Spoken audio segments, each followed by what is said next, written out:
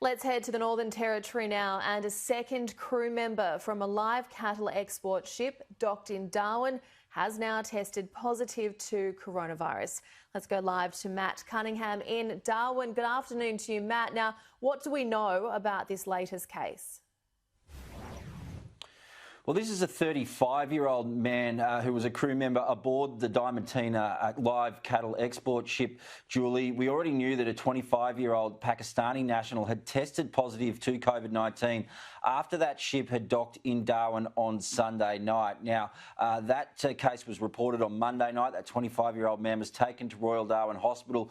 We've been told this afternoon that two more crew members from that ship have now also been taken to Royal Darwin Hospital. They include that 35-year-old man who has also tested positive to COVID-19, as well as another 36-year-old man. He hasn't tested positive at this stage. He is displaying some symptoms, but authorities say more testing will need to be done before they can confirm him as another positive case.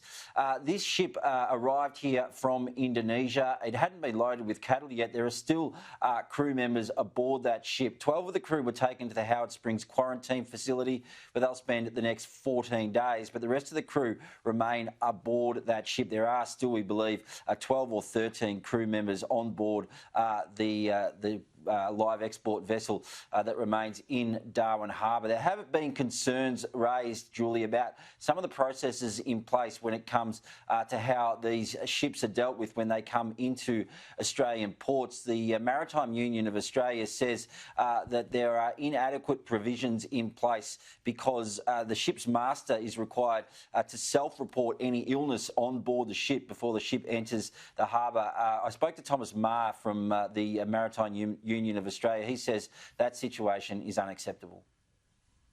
We cannot rely on that. These ships are registered in flags that are tax havens, that are poor with labour regulation, and there's great pressures on the master to just get the ship in. There's also some concern, Julie, about the port workers who came in contact with the crew of this ship after its arrival here in Darwin on Sunday. The pilot in Darwin Harbour that helped guide the ship in, as well as some other Darwin port members, are now considered close contacts of the crew, and they have been told to self-isolate while they await for some test results. So at this stage, we have two confirmed positive coronavirus cases from aboard that ship, and the possibility that there could be a third case confirmed in the next day or so.